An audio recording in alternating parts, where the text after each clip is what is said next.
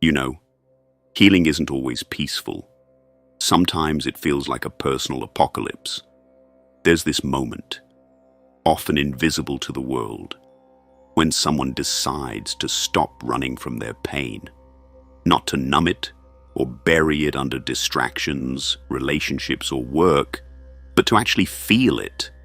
And that's when everything changes. You start waking up to patterns. You begin noticing how your nervous system responds to everyday things. You realize you've been surviving, not living. But something strange happens too. As you rise emotionally, spiritually, energetically, your bank account starts to flatline. Opportunities slip away. Money becomes elusive, and it makes no sense. You're more self-aware. You're doing the inner work. You're healing. Shouldn't life start flowing? But instead, it's like abundance turns its back on you. Why? Well, that's what we're unpacking. Stay with me until the end of this video because we're not just going to talk about the what, we're going into the why. And when you understand the why, you unlock a part of yourself that has been silently blocking abundance this whole time. It's deeper than financial literacy. It's beyond hustle culture. Carl Jung once said, "Until you make the unconscious conscious, it will direct your life, and you will call it fate." That quote is the root system of this whole story. Let me paint you a picture. Imagine a child who grows up constantly watching their parents stress about money, arguments, scarcity, fear, maybe even shame. That child grows up associating money not with freedom or joy, but with pain, conflict, and instability. Fast forward 20 years. That child is now an adult on a healing journey. Maybe they've started therapy, opened themselves to spiritual work. They're beginning to understand their triggers, unpack childhood trauma, reconnect with their authentic self. But deep inside their subconscious, Jung's shadow realm, money is still a threat, a danger, a trigger. So what does the nervous system do? It protects, it sabotages, it avoids. All while the conscious mind is busy trying to manifest, budget, or build. This is the paradox of healing and money. You become more conscious, but that consciousness comes with confrontation. You're forced to meet all the invisible contracts you made with survival, including the belief that money isn't safe, or that if you have money, you'll become like the people who hurt you. This isn't just psychology. This is spiritual warfare between your past self and your present evolution. Jung referred to this as the process of individuation, the journey to become whole. But he warned us, the path to wholeness is not linear. It's a spiral, and money, as one of the most charged symbols in our society, becomes a mirror reflecting everything you haven't yet integrated. So if you're struggling with money while doing the deep work, it's not a failure. It's a signal. Your soul is realigning. Your ego structures are crumbling. And the version of you that's trying to hold on to old money patterns can't come with you. But here's the part most people miss, and what we'll get into later in the video.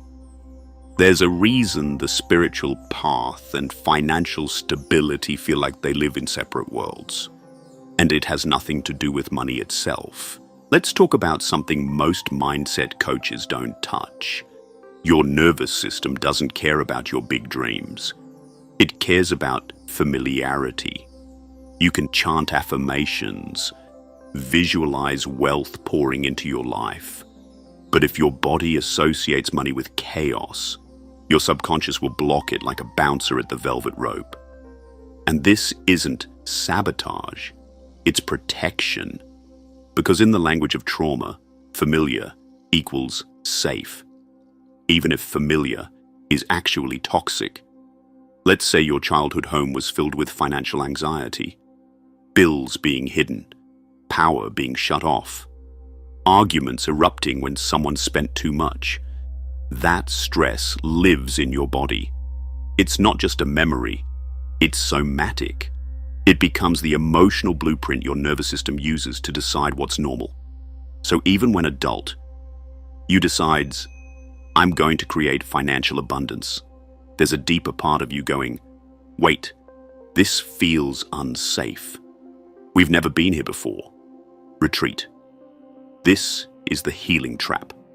The more you expand, the more your unhealed parts resist, because growth feels like danger to a nervous system trained in survival. And this is where Carl Jung's work becomes profound. He said, there is no coming to consciousness without pain. What does that mean for your relationship with money? It means your discomfort around money might not be about money. It might be about what money represents: power, visibility, responsibility, freedom, loss. Maybe more money means breaking family loyalty, becoming the one who made it when everyone else didn't. Maybe it means shining in a way that makes you feel vulnerable or exposed. Maybe it means confronting the belief that you're unworthy of ease. This is the shadow, what Jung described as the rejected hidden parts of ourselves. And the shadow isn't just about rage or shame. It also hides your light, your worth, and your capacity. And it absolutely hides your relationship with money. This is why healing work is often chaotic financially, because the parts of you that crave safety will unconsciously choose the known discomfort over the unknown abundance. You might forget to follow up on an opportunity, undervalue your services, procrastinate launching your project, or just feel tired all the time. It is not laziness. It's your nervous system saying, let's stay where it's familiar. This is what we know. And this is why you're not broken. You're not bad with money. You're just operating from an old blueprint that's finally being revealed. And here's the powerful twist. Your healing isn't blocking your abundance. It's showing you where abundance was never safe to begin with. That's sacred work. And the path forward isn't to push through. It's to befriend the resistance, to gently rewire what your body believes is possible. Breathwork, somatic therapy, inner child connection, conscious rest. These aren't luxuries, they're financial tools. Because when your body starts to feel safe in expansion, money stops being a trigger. It becomes a partner. The thing is, some of the beliefs we carry around money, they're not even ours. They were downloaded, inherited, absorbed like secondhand smoke. You didn't sit down one day and choose to feel guilty about receiving, fearful of success, or skeptical of wealth. That programming started way before you opened your first bank account. Carl Jung called it the collective unconscious, a vast psychological web of archetypes, stories, and emotional memory that shape how we see the world. And it doesn't belong just to you. It belongs to us all. So, if you've ever felt like your money struggle was deeper than just bad habits or poor financial planning, you're right. You may be carrying the emotional weight of your ancestors' scarcity, of a culture that demonizes wealth and glorifies suffering, of a society that links worthiness to productivity and rest to laziness. Let me give you a real example. Say your grandparents survived war, famine, colonization, displacement. They didn't get to manifest money. They had to hustle to survive. They learned that money came hard, left fast, and wasn't to be trusted. That pain, it passed down, even without words. Then your parents were raised in that tension and created their own relationship with money. Maybe it was fear-based. Maybe they swung the other way and lived in excess, trying to fill a void. Either way, you grew up with messages, spoken or unspoken, like, "We can't afford that. Money doesn't grow on trees. Rich people are greedy. Be grateful for what you have and don't ask for more. Who do you think you are?" Sounds familiar. Those phrases became emotional imprints, beliefs you absorbed not just mentally, but energetically. And now, as an adult doing the healing work, you're trying to rewrite your relationship with money while dragging generations of pain behind you. No wonder it feels heavy. But here's the important thing. Awareness is your liberation. Jung believed that by integrating what's unconscious, bringing it into the light, we begin to reclaim our power. That's how we stop the cycle. That's how we become the pattern breaker. And this isn't just about you. When you start healing your financial trauma, releasing shame, welcoming ease, trusting your worth, you're not just doing it for your future self. You're doing it for every version of you that struggled and every soul that came before you who couldn't. You're changing the psychic climate of your entire lineage. You're rewriting the collective script. And yes, it's slow, it's layered, and deeply emotional. This is why budgeting apps alone won't save you. You can't spreadsheet your way out of ancestral wounds. You have to feel them, grieve them, question them, and then slowly choose new beliefs that resonate with who you're becoming, not who you were trained to be. And now, let's land this softly. You've spent so much of your life doing the hard part, surviving, coping, healing. You've met your shadow. You've cried in the dark. You've pulled your inner child from the corners of your memory and said, "I've got you now." But here's the quiet revolution most people miss on the healing journey. Receiving is also healing. It's not just about excavating trauma. It's about allowing in joy. Receiving money without shame, guilt, or fear is one of the most radical spiritual acts of self-love, especially when your nervous system was built to expect the opposite. Carl Jung believed the self is a totality, a coming together of all your parts, light and shadow, logic and emotion, conscious and unconscious. He taught that integration is the goal. So let's connect the dots. When you begin healing, you're not just rewriting a few thoughts, you're realigning your entire inner system so that abundance no longer feels like a threat. It becomes aligned, harmonized, integrated. But here's where things often go sideways. Many people think money will fix their inner wounds. They wait for the cash before they feel secure, powerful, or seen. But in truth, it's the opposite. It's the inner safety that allows the outer flow. And that inner safety is built moment by moment, not with a massive leap, but with tiny repeated acts of repairing your fear.